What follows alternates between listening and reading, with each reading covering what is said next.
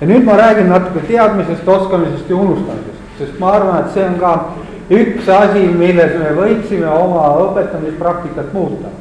Kõik meie suured õpikud või suured või väikesed õpikud, aga meie need õpikud, mis on kehtinud viimasel ajal, ikkagi on teadmiste edasandmise kesksed ja see teadmine on süstematiseeritud suurte põhjalike tükkide kaupa. No kui me võtame kas näiteks grammatika, siis see on nii, et see sama meie eesti keele grammatika on ühe kooliastme peale ära jagatud, nii et hakkab, ütleme, foneetikaga peale, foneetika ja võib-olla astmevahelus on ühes klassis, järgmine aasta tuleb kõik morfoloogia väga põhjalikult ja kolmandas klassis selles kooliastmes tuleb siis lauseõpetuse asi. See on väga sügav ja põhjalik, aga see tähendab ka seda, et peale seda esimest aastat häälikuõpetuse ja astmevaheldusega suurt midagi ei tegelda. Ja peale seda, kui on morfoloogia käsitletud üks aasta enne ja teine aasta pärast, sellega ei tegelda.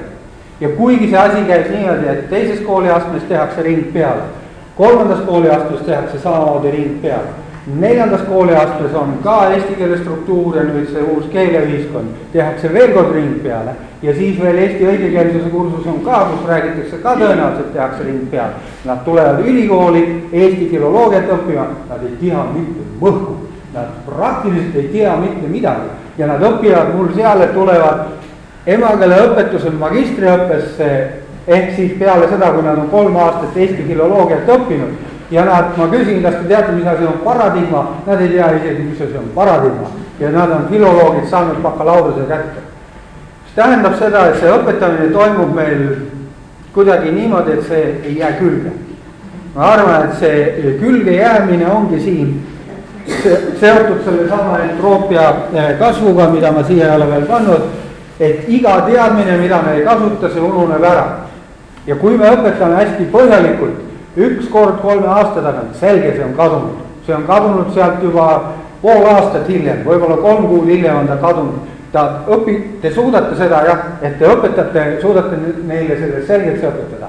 Te kontrollite ja te saate tulemused ja nad oskavad seda. See annab hea tunde ja te panete hinde ja kõik on korras. Ja te lähete uue asja juurde, seda ei lähe enam vaja, see hakkab kohe ununema, nad juba tegelevad sellega, et saada selgeks see järgmine teema, mis nüüd ette tuli. Ja sellega toimub samamoodi ja kui see järgmine teema on hinnatud, siis eelmine teema on kadunud täiesti. Ja siin ongi see häda, me teeme põhjalikult ja sügavalt ja me kontrollime ja siis me oleme rahul, et me saime head tulemused ja jätame kõrvale ja lähme edasi. See asi ei tööta selle sama entroopia kasvu seaduse pärast, et iga oskus, mida ei kasuta, kahaneb ja iga teadmine, mida ei kasutata, ununeb. Meil on liiga vähe kordamist, me õpetame liiga sügavalt, palju korraga ja väga harva ja see ei ole hea. See ei ole hea omandamisele ja sellele, et midagi külge jääb. Ja kordamine ja harjutamine ongi see võitlus entroopiaga, see on teine asi, mida tasuks teha, kus tuleks, ma kogu aeg panen jälle valele arvutile slaidi edasi. See kordamine on võitlus entroopiaga, võitlus unustamise ja unustamise nii hästi harjutus kui teadmisalase unustamise vastu. Ehk siis meil on vaja teha nii, ehk selle teadmise andmisele anname korraga vähem aega. Ja teine asi, mis on veel, et me peame mõtlema, millised teadmisi me tahame, et nad teaksid peast. Ja siin on ka oma nagu loodusseadus toimib. Need teadmised, mida teil läheb kogu aeg vaja, on lihtsalt vähe õppida, kui vaadata iga kord järgi kuskil. Neid teadmisi, mida läheb harva vaja, neid on raskem peas hoida, kui vaadata kuskilt järgi.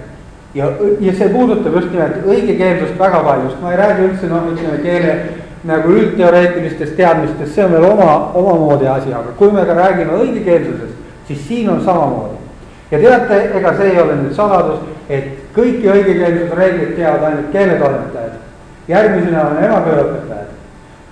Ja siis tuleb tühja maad ja siis tulevad tavalised kasutajad, kes teavad osa reegleid, aga osa reegleid kindlasti ei tea. Ja miks nad ei tea? Isegi kui nad on koolis seda õppinud, see aeg, mis on vahepeal mööda läinud ja see sagedus, kui tihti tal seda konkreetset reeglit vaja läheb, on nii harv, et ta hakkab kahtlema endas. ja ongi õige, siis ta vaatab järgi, kui vahel harva, kui 3 aasta tagant on vaja teada ühte reeglit või mingisugust konkreetset asja, siis on kergem see asi korra järgi vaadata, kui seda asja korrata kõik need 3 aastat iga poole aasta tagant natuke, et see püsiks peas. Seega tuleb väga täpselt teada ka, et mis asjad on need, mis peaksid olema peas ja millel on lootust, et need peas oleks, ja mis asjad on need, mida me vaatame järgi. Ja tuleb kujundada selline harjumus, selline, tõesti selline elustiil, kus vaadatakse järgi. Sest järgi vaatamine on tänapäeva maailmas palju kergem, kui ta oli varem. Varem oli suur paks raamat, oled kuskil väljas vaja avaldust teha või mida tahes teha. Ei ole kuskilt võtta neid allikaid, eks ole, ei tassi raamatut kogu aeg kaasa. Tänapäeval on kõik arvutis, istuvad arvutis, kõik need õigekeelsusallikad on arvutis, nüüd on olemas sõnar ka, mis võib olla sul telefonis, põhimõtteliselt sa saad järgi vaadata. Järgi vaatamine võtab aega, järelikult see on tülikas. Mõned asjad, mida läheb tihti vaja, tasub pähe õppida ja ei ole vaja neid järgi vaadata, aga asjad, mis on harvad, vaatad järgi ja on parem. Siis ongi niimoodi,